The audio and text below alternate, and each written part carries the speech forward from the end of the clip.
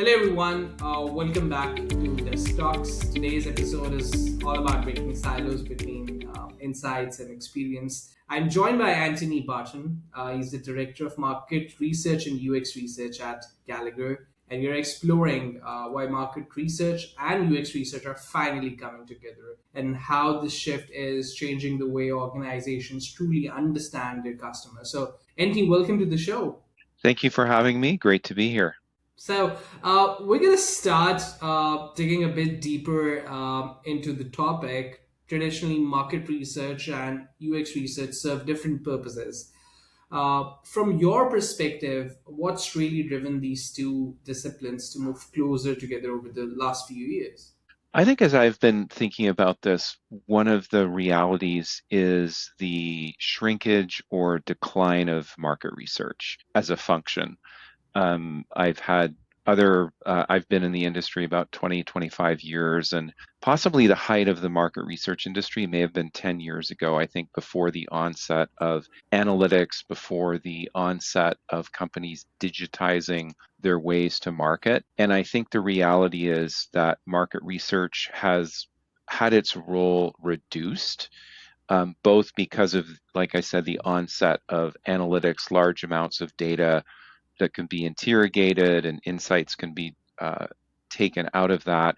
And then as companies have digitized everything, obviously that has made UX research, where we're really trying to understand the behaviors of people and how they're interacting with our app or our product or our website, that much more important. So I think it's more that UX has expanded and market research has shrunk a little bit and kind of become that much more focused in certain areas. Right. So in organizations, like they maintain, like while maintaining artificial boundaries between market research and UX research, what impact does that have?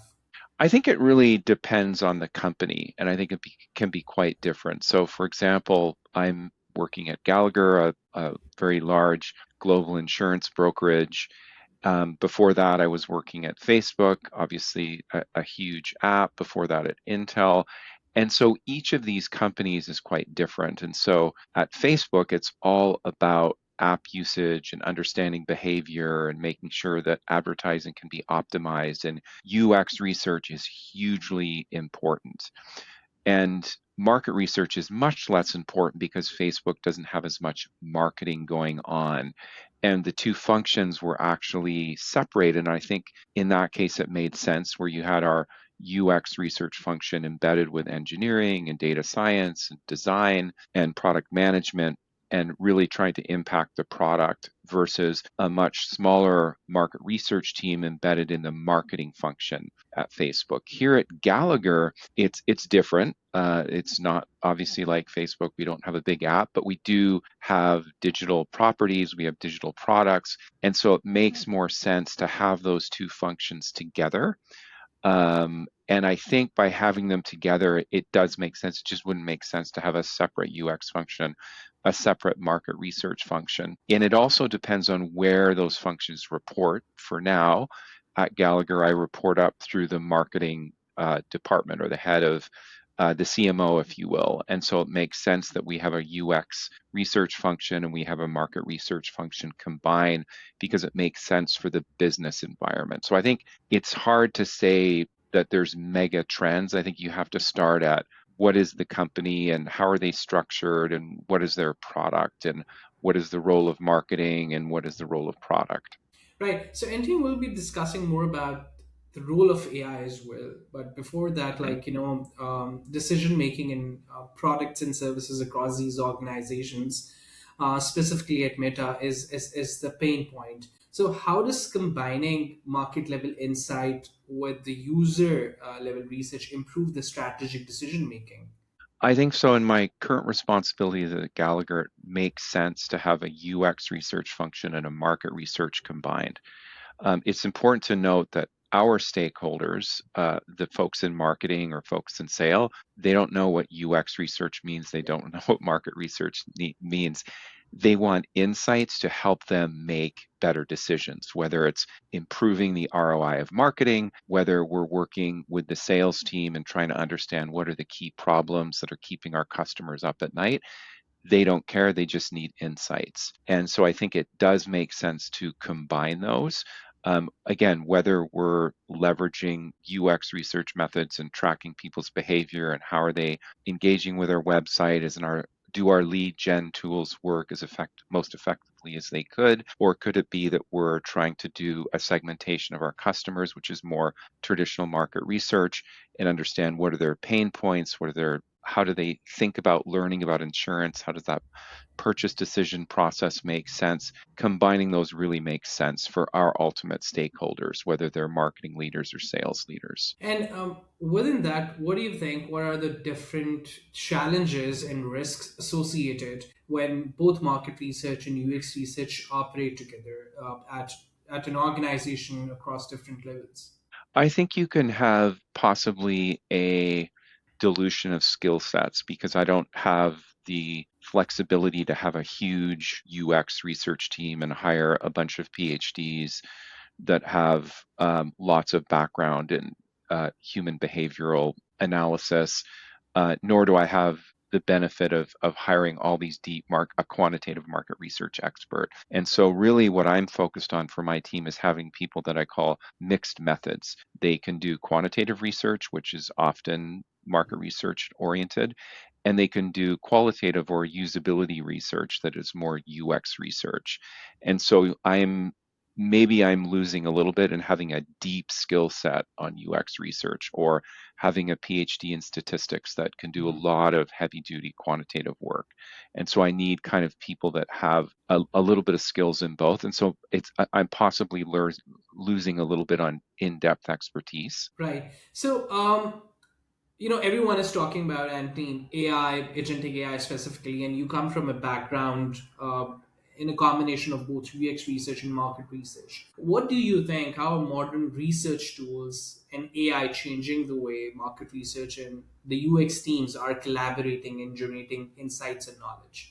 I think it's huge as it is on all parts of the economy. And one of the things that I try and do when I'm doing research, and I encourage my team to do, is really test out AI tools. So for us at Gallagher, we have access to Copilot.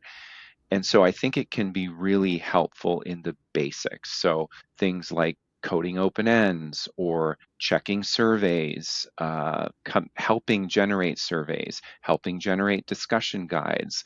You should almost, again, me personally and my team, I encourage them have that AI, have Copilot in this case. It could be ChatGPT or Perplexity, but have it there to help you get better.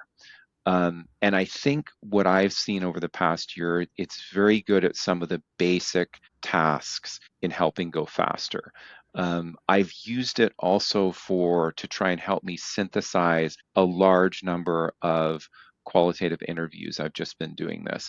And I think it gets me when I put this into Copilot, or it would probably be the same with ChatGPT. I think it gets me kind of 20% there, meaning that I can feed up these transcripts, it can analyze it, and I can give the prompt of come back to me with the key themes that we're seeing, and here's the discussion guide. It gets me, kind of, like I said, 25% there, which makes me faster, but there's still a lot of the thinking part I still have to do. And it's interesting. Just last week, I actually uploaded all of our transcripts, the discussion guide, the research plan, and went through the whole process trying to get a report, a PowerPoint report. And I did get there, but there's no way that I could use it.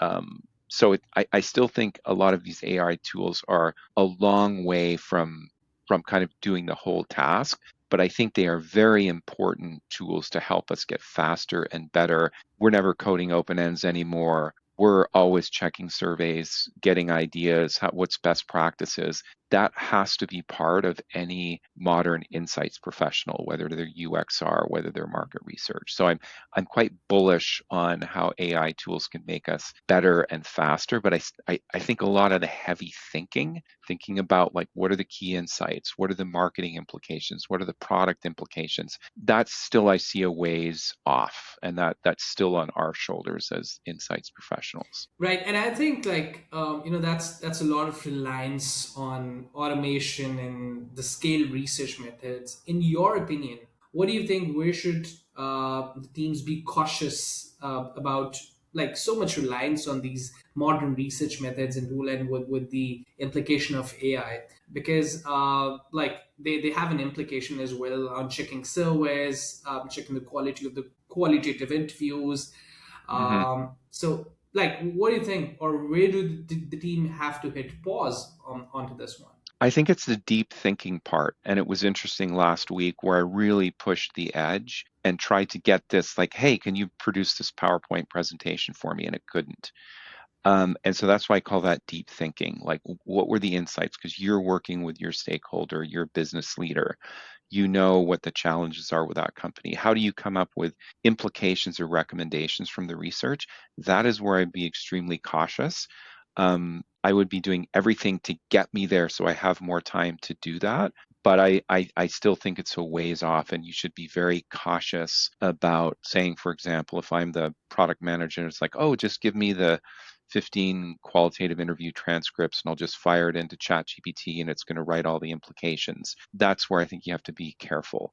I don't think it's there yet. I still think there's our role as insights professionals to pull those out. What are relevant? How does this enable our stakeholder to make better business decisions? I'd be cautious there. Mhm. And we're going to talk about a bit more on the team structures as well. What skills do you see becoming essential for today's researchers, specifically research associates who are doing the field work with these modern research methods, and these disciplines converge? What do you think are the most essential in today's world? I think a lot of the basics are the same. Intellectual curiosity. I mean, when those of us that are in research, we're always asking why, what is causing this? I'd like to learn more. That's kind of one of the first things I always look for. The second one is none of this matters unless we have great relationships with our stakeholders, our business leaders, the head of engineering, data science, design, content design, marketing, sales. Those are kind of foundational levels. Can I build that relationship to the point where I can understand what their key business problems are so that I can do research to help inform those decisions? Really push, like I said a couple of minutes ago, test out these tools. We have to. It's going to impact all parts of the economy. How can I become better as a research person by leveraging these tools, helping me design surveys? There's a lot of things you can do in Excel, helping me speed my data analysis so that I can really think, have more time to think about what are the implications, what are the key findings, how can I make this super easy for my stakeholder to absorb these findings and take action. So a lot of the same foundational techniques, whether it's in UX research, whether it's in heavy quantitative market research, those really still matter. And stakeholder, how you build stakeholder relationships, and how do you get yourself in a position that you're helping solve key problems and you're leveraging those tools. Because I think if you don't, again, it could be any industry, if you don't leverage these tools, I think you're going to be left behind. I completely agree. And at a macro level as well, what do you think? How should organizations structure their teams to encourage stronger collaboration between market research and the UX research? Well, as I said in the beginning, I really think it depends on the company. Like sometimes at a big company like Meta, where it's a very app Mhm. focused and time on app, the UX function is properly, deeply embedded in the engineering, product management, data science. It should be there. And there's a market research function that's fine, that's over with marketing. So I think it first of all depends on the company. In this situation where I am at Gallagher, it does make sense to combine them. And again, it really it lends itself to getting more of a mixed methods person. I need somebody that can go into user testing and design a study to better understand the information architecture of how this website looks. But I also need somebody that can do a series of in-depth qualitative interviews as we try and better understand kind of who is our target audience in this construction company, who's that person that's making those decisions on commercial insurance or benefits. And I need someone that is able to generate fairly quickly a pretty straightforward survey. So I'm in my situation at Gallagher, I'm looking for mixed methods people, and it really makes sense to combine these functions. Whereas in other companies, it maybe doesn't make sense to do it. So I think it's very company business dependent. Right. And looking ahead, like what advice would you give to research leaders out there trying to future proof their insight functions across their organization? Uh, Speed, of course, speed to insights. I've been talking about that for years and years. We have to get faster at bringing our insights back. And I think, as I said in the beginning of the interview, I think market research has shrunk. It's been under pressure, especially in kind of 2008, 2010, 11 from analytics. There's a lot of data now that we all have that we can analyze and pull insights. And I think it's forced the market research function to become much more specialized, much more focused on trying to understand attitudes, understand what customer problems. There's still a reason to do surveys. In early December, I was moderating some focus groups, and it was fantastic. It was kind of the best focus groups I've done since COVID. We had a great group of respondents.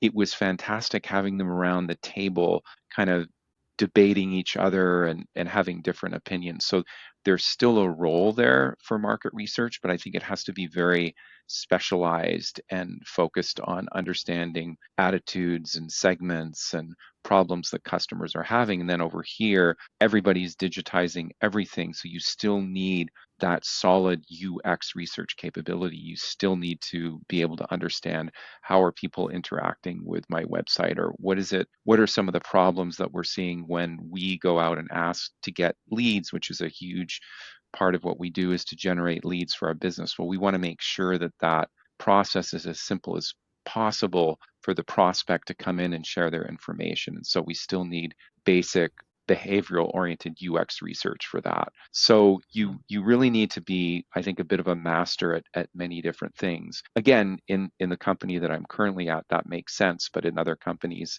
it may be different. Sure. No, that I think that's on spot and that's really helpful. I think that's all for now. But Anthony, this has been a great conversation. I really appreciate you sharing such practical and thoughtful perspective on how market research and UX research are coming together. There's a lot here for anyone working in insights, product, or customer experience. And I'm really thankful for joining with me on this talks today. Thank you very much.